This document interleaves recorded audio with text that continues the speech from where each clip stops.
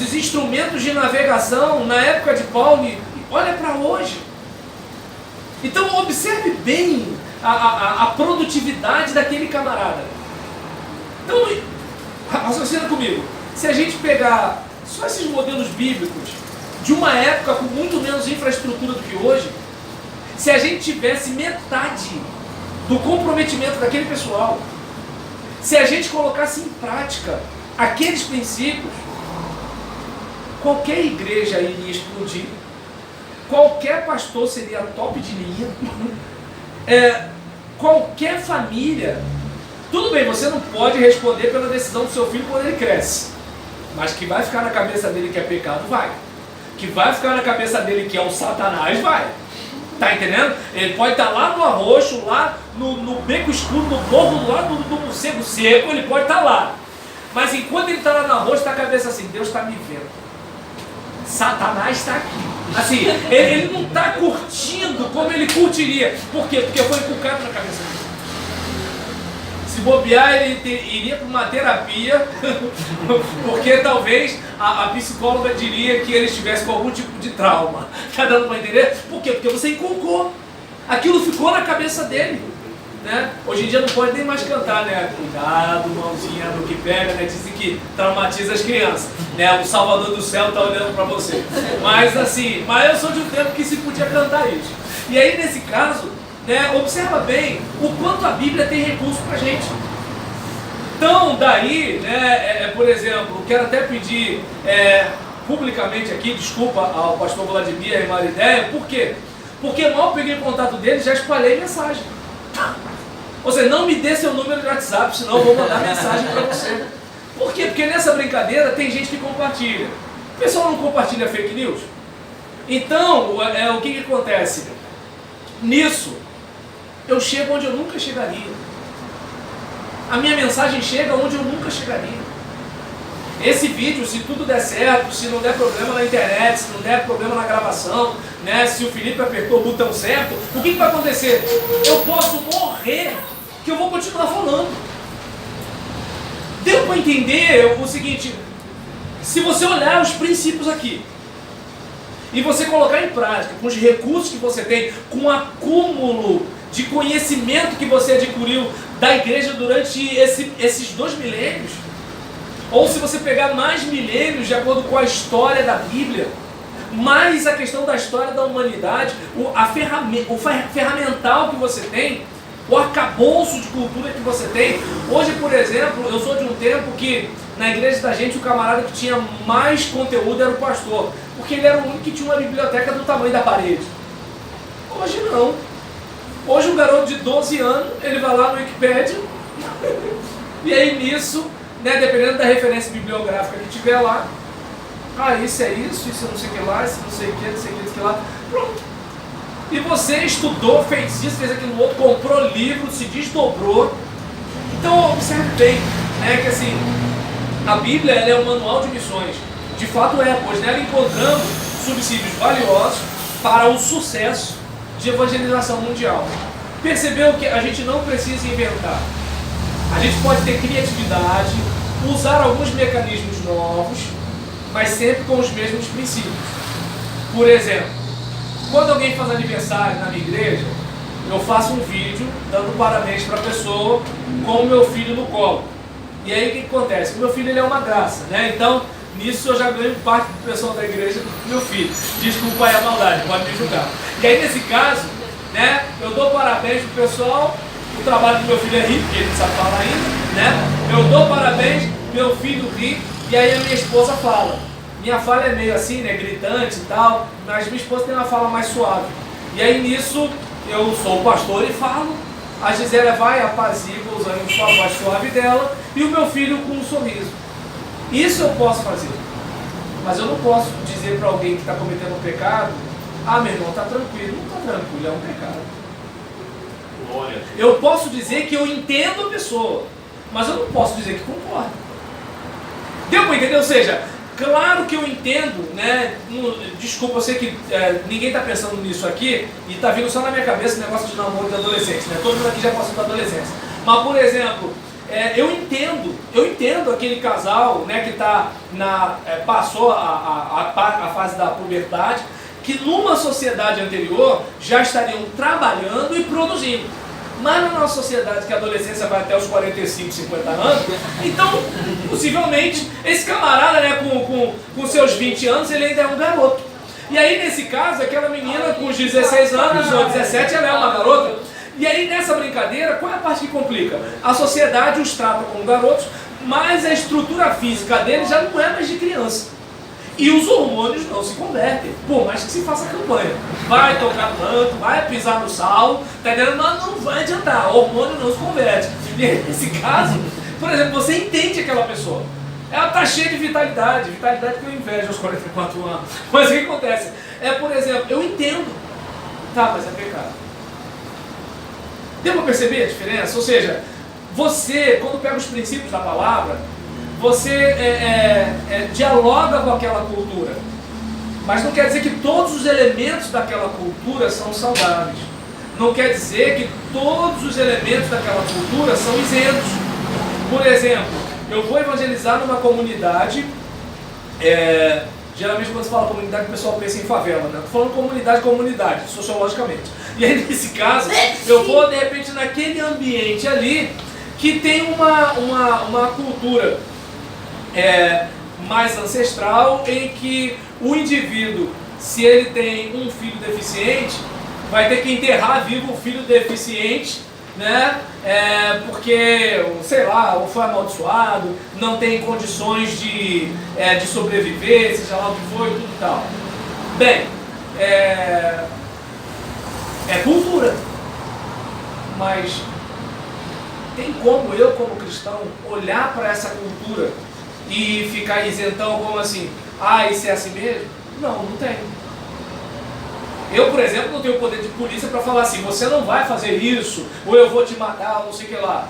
Mas agora também ninguém pode me amordaçar como pregador e eu dizer que não tem nada a ver.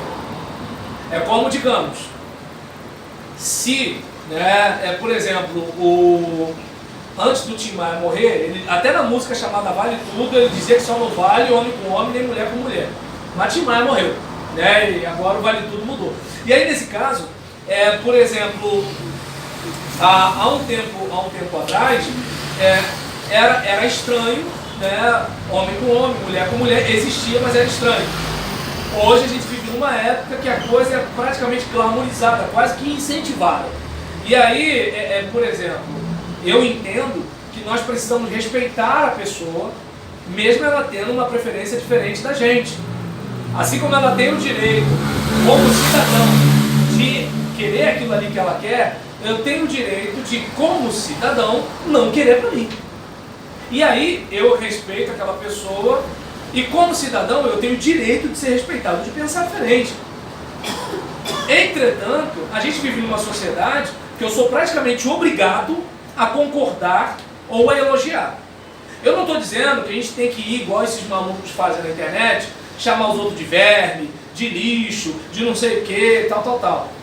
Mas daí a eu dizer como pregador que não tem nada a ver, aí eu já tô... Tá dando para entender onde eu quero chegar? Respeitar é uma coisa, concordar é outra coisa. Uma coisa é eu respeitar você, outra coisa é eu concordar com você. É como, digamos, meu filho, ele está envolvido com uma coisa errada. Meu filho. Eu vou dizer, meu filho, eu amo você. Você é especial para mim. Pai, toma esse dinheiro aqui. Não quero esse dinheiro. Esse dinheiro não é abençoado. Deu para entender a diferença? O problema é que o crente, ou ele é 880. Ou ele entende que amor é aceitar tudo, ou ele entende que consagração a Deus é entender que assim, ninguém presta, só eu presto. E não é nem um extremo nem o outro. No quesito deu ruim, está todo mundo igual. E eu entendo que para mim o religioso peca mais do que o cara que não é religioso. Eu peco com mais conhecimento. Eu peco naquilo que condeno. E na maioria das vezes eu peco, torcendo para não ser pego. O outro pelo menos peca as claras. Se o camarada lá tem amante, todo mundo sabe. Se eu tenho amante, é na encolha. Só quando deu ruim, Satanás falou assim, chega de sociedade. Hashtag partiu. E aí eu fico sozinho, né? Então eu não sei se dá para perceber que assim, é importante a gente lembrar que, como diz Paulo, em mim, isto é, em minha carne, não habita bem algum. E aí quando eu tenho consciência disso, eu me vigio. E quando eu tenho consciência disso, eu tenho sempre que alertar a minha congregação disso. Claro que hoje, como as pessoas têm uma mentalidade mercadológica, elas entendem que aquele R$2 que ela coloca lá significa que ela está pagando alguma coisa. Então, peraí, não, se eu contratei o pastor tem que me servir. Sim, o pastor tem que me servir, mas me servir como minha mãe me serve. Minha mãe me serve, mas não ao meu gosto. Minha mãe me serve de acordo com a minha necessidade. Quer dizer, as mães de hoje eu não sei, eu sou de um outro tempo, né? Eu sou do tempo que tem que comer jiló, tem que comer quiabo, tem que comer vagem. Hoje eu não sei mais como é que é mãe, né? E aí, nesse caso, em relação a isso, entende? O líder, como diz James Hunter, no livro O Monge Executivo, o líder ele não atende capricho, ele atende necessidade. Só que a sociedade do nosso tempo entende o seguinte: já que eu estou contratando o serviço, o fulano tem que me tratar bem. E aí o tratar bem muitas vezes é confundido com trazer sempre uma mensagem adocicada. Só que imagina bem, se você está passando por um processo de tratamento de câncer, e aí o médico fala, tem que fazer a quimioterapia. Aí você, hoje não vou não, porque não sei o que, não sei o que lá. Se ele não te der uma palavra dura, firme, se ele não te der uma sacudida e falar assim, se continuar assim, você vai morrer. Daqui a pouco você vai estar numa situação irreversível. Médico grosso, e não sei o que, não sei o que lá, mas é o seguinte, aquela sacudida que te dá, você volta para casa com o olho assim, ó. Glória. Acho que eu vou morrer amanhã. Glória. É verdade. Agora se ele falasse assim, não, eu entendo, é difícil você pegar o metrô, pegar o ônibus para vir para cá, dá fraqueza, quase desmaia, como é que vai ser, dinheiro para Uber, não sei o que lá. Não, Jerônimo, ou você vê ou você morre. Mas eu não, vai dar o teu jeito. Tá entendendo? E detalhe, se você não vier, tem gente na fila querendo um tratamento aqui. Entendeu? Então, observa bem, é importante a gente como pregador, né, assim, ter essa consciência de que, olha, eu amo você, mas eu amo como uma mãe que pega no colo, mas dá a palmada. Abraça, mas puxa a orelha. Eu amo você, mas hoje você não vai sair. Entendeu? E aí o que acontece? Aí é onde, por exemplo, você como um missionário precisa ter em mente que assim, o seu trabalho não é agradar, o seu trabalho é resgatar. Se a gente agradar, pô, glória a Deus, eu quero ganhar presente da minha igreja. Eu quero que todo mundo me chame para churrascaria. Eu quero, gente. Só que eu não estou lá para isso. Eu estou lá para ajudá-los a imitarem a Deus. Tá entendendo? Quer que todo mundo goste de você, vai trabalhar com outra coisa. Tá entendendo? Vai fazer stand-up, vai, por exemplo, trabalhar num parque de diversões e tudo. Vai fazer alguma coisa que o pessoal vai olhar para você e vai ter aquela sensação, fulano de tal. Tá entendendo? Agora, se você quer ajudar as pessoas a abandonarem o pecado que as aprisiona, pecado que destrói suas vidas,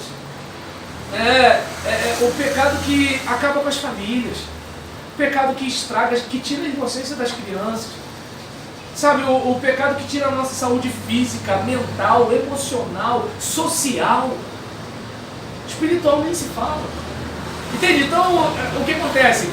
Essa doença é muito difícil de ser tratada, até porque nós que vacinamos o povo, também precisamos da vacina. Entende? Outro dia, falando em minha igreja, eu falei, irmãos, eu sei que a minha tarefa é ajudar vocês a evitar o pecado e ajudar vocês a serem parecidos com Deus. O problema é que vocês são pecadores, eu também sou pecador. Aí a presidente dos diáconos falou, o pastor ainda é o pecador-chefe. Estou bem de presidente de diácono. Glória a Deus. E aí nesse caso, aí em relação a isso, glória a Deus. Aí gostaram de saber que o pastor é o pecador-chefe, né? E aí nisso, O Evangelho, ele é o norteador do trabalho missionário, né? A Bíblia, ela vai ensinando a gente como é que a gente vai realizar a obra de Deus, né? De maneira que a gente pode ser instrumento de Deus para quê? Mudar a situação, levar vidas ao Senhor Jesus Cristo. E daí, eu não sei você, mas onde eu acho estranho o evangelicalismo brasileiro, porque, observe bem, olha bem quantas igrejas evangélicas na Baixada Fluminense. E olha a Baixada Fluminense. Olha quantos evangélicos no Brasil. E olha a qualidade moral do Brasil. Olha quantos evangélicos na política, na polícia, nas forças armadas. Olha quantos evangélicos no comércio. Olha quantos evangélicos, né, nas próprias igrejas. E olha como a coisa está. Eu não estou dizendo que a gente não vai pecar. O problema é que a gente chegou a um ponto que não há constrangimento. É diferente. Ou seja, pecar não tem como. Ainda mais se não tiver ninguém olhando. Pecar, a gente peca, né?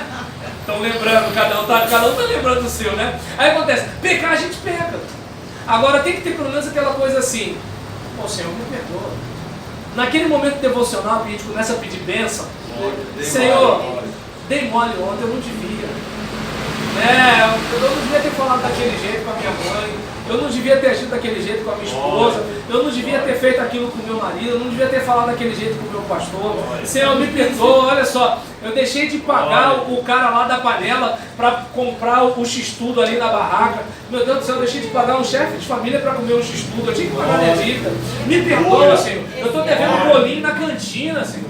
Estou devendo bolinho na cantina, né? Passa 2, 3 meses eu não pago o bolinho da cantina, né? Aí imagina, eu quero expulsar Satanás, mas não paguei a coxinha. Então o que acontece? Quando a gente joga aberto com Deus, né? A gente joga aberto com Ele, o que acontece? Deus vai tratando, mas a gente está vivendo um tempo que não há mais o constrangimento. Aí eu fiz, mas todo mundo faz. Quem nunca fez isso? Quem na igreja pode me acusar? Ou então, como alguns colocam na internet, né? Só Deus pode me julgar. Eu entendo que o só Deus pode me julgar já era para eu ficar cheio de temor, gente.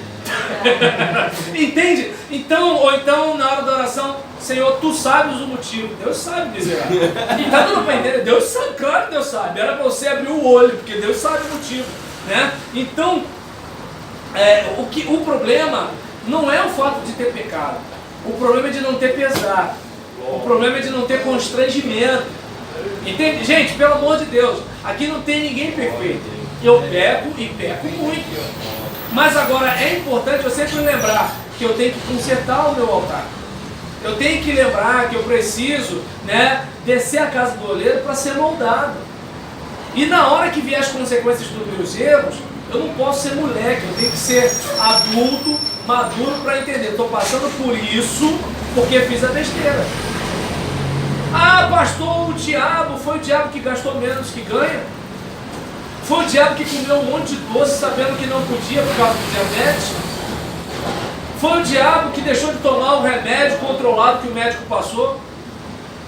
Tá dando... não, porque senão vão pensar que eu sou maluco, vai ficar mais maluco se eu não tomar o remédio.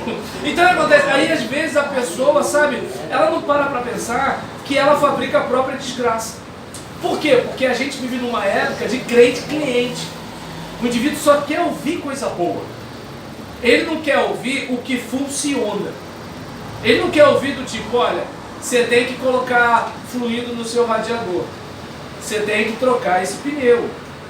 Olha, você está comendo muita batata frita.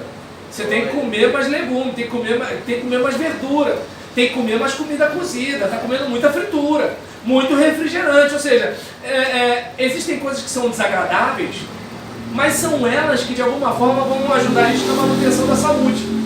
E o que o pecado faz? O importante é o prazer. O problema é que o prazer vai ter um preço lá na frente. Viva comendo só doce.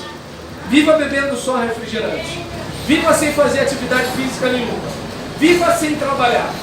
Viva sem estudar. Vai chegar uma hora que a casa vai cair. Vai chegar uma hora que vai. Eu não trabalho, mas todo mundo trabalha por mim. O dia que a fonte secar, você não tem preparo, não tem experiência, não tem tempo de carteira, não tem rede de relacionamento, você não tem nada.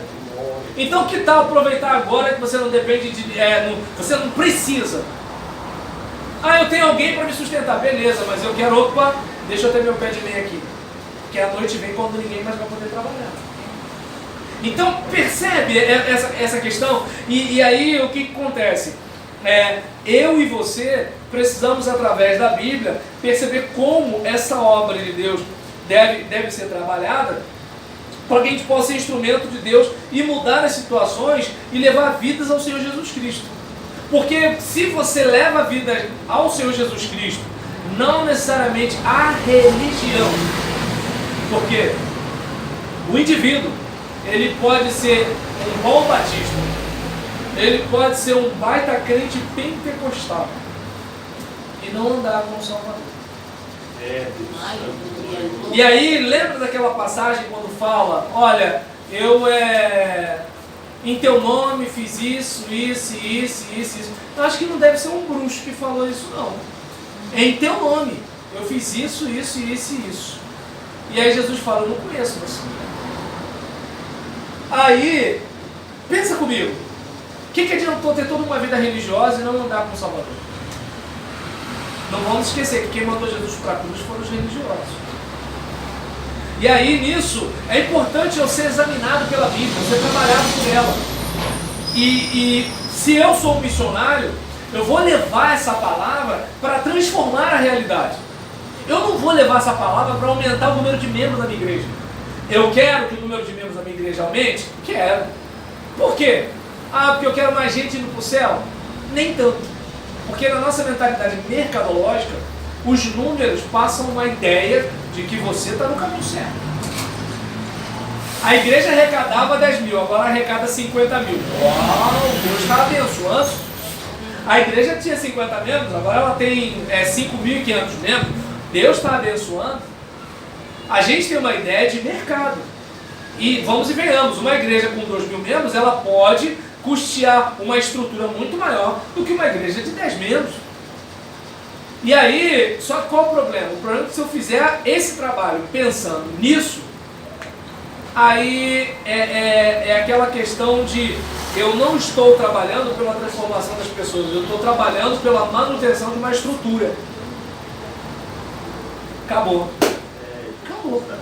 Entendeu? Por isso que eu tô... Lembra quando eu falei que assim, só pode ser uma coisa do coração de Deus? Porque a obra missionária, ela não é uma obra lucrativa. Uma obra, por exemplo, eclesiástica pode trazer uma boa entrada financeira. Mas se você for profeta,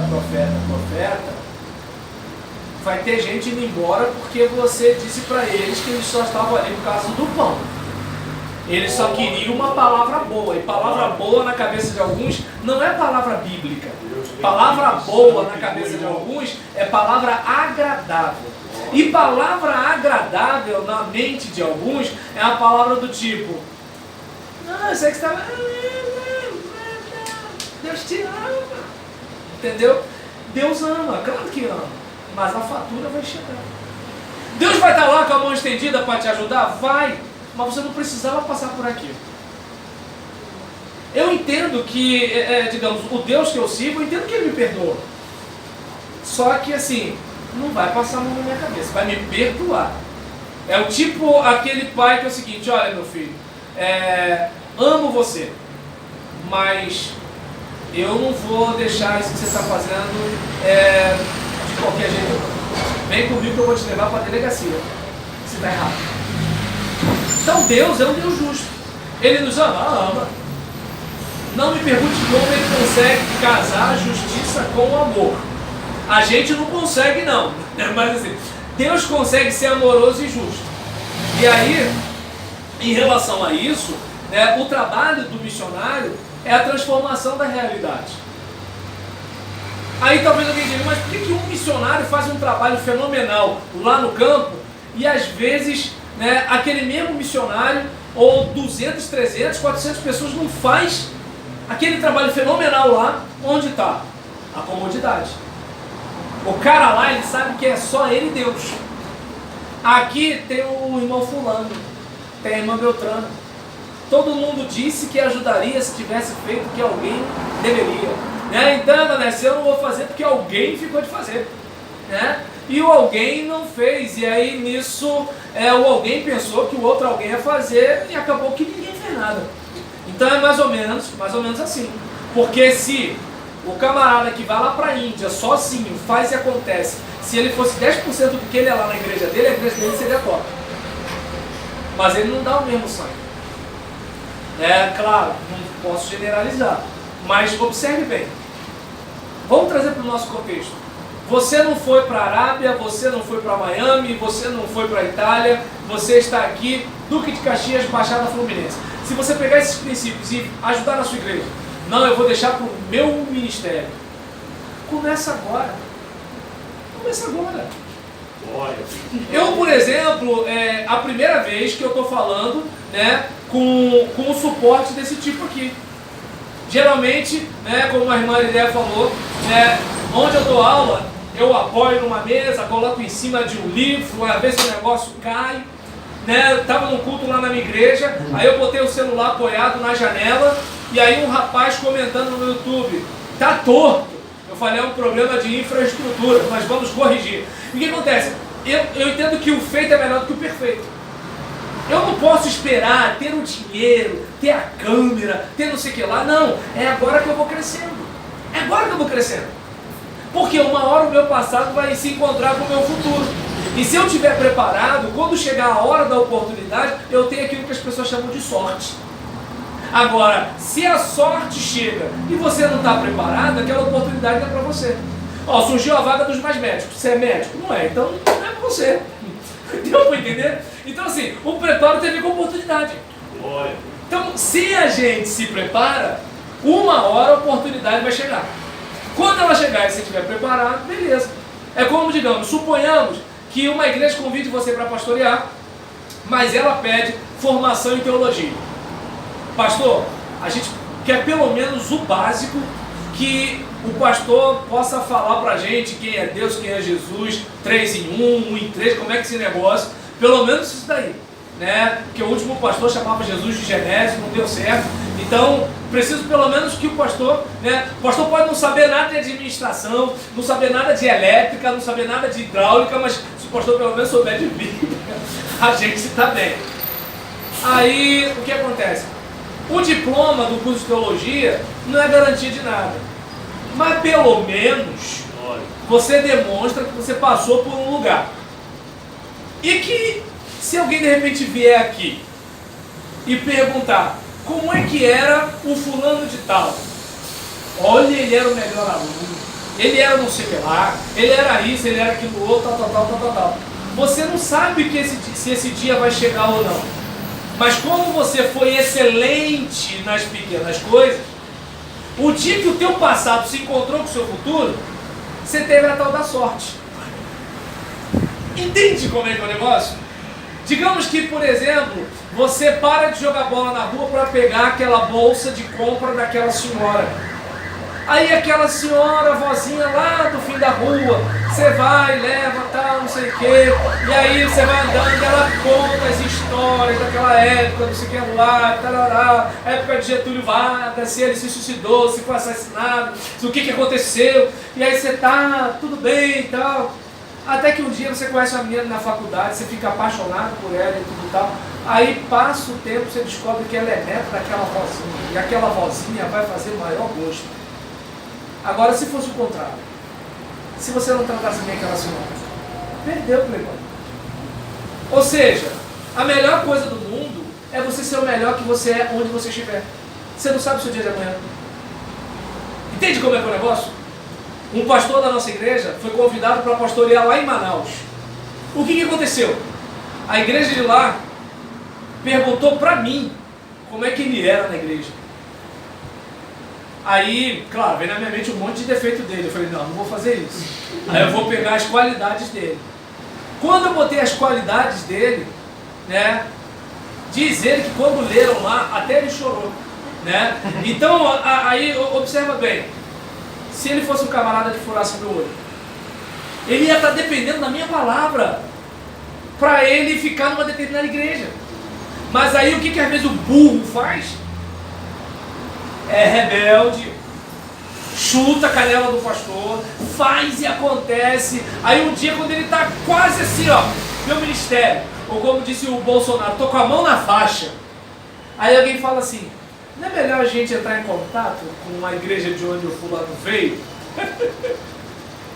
Aí ele fala, não, porque não é melhor não ir lá, não, meu pastor está meio adoentado, ele tem dificuldade, o telefone dele funciona.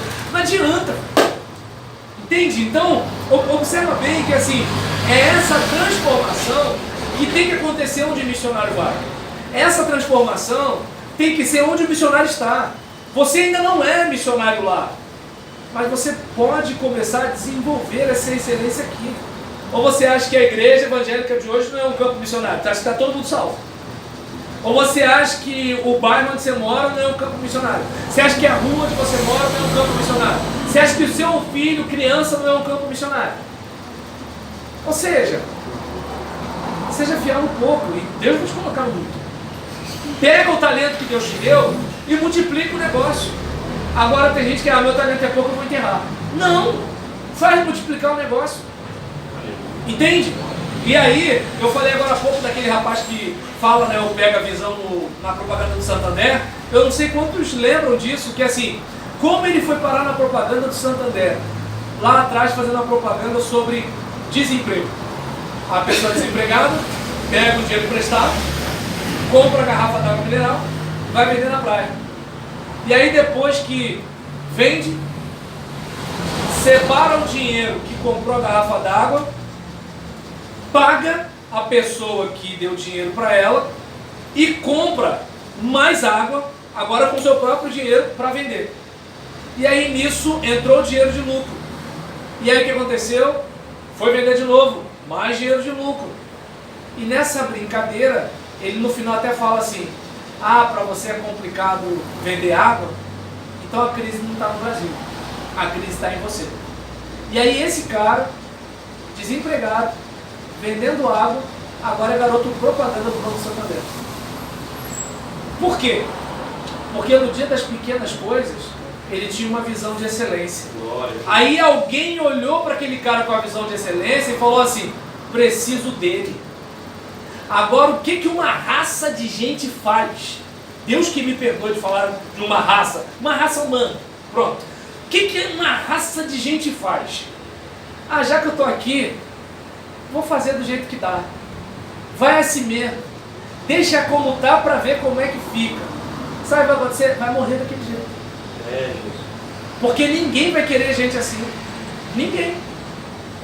Ou você acha que, por exemplo, se eu bato na minha mulher todo dia, minha mulher morre, quem vai querer casar comigo?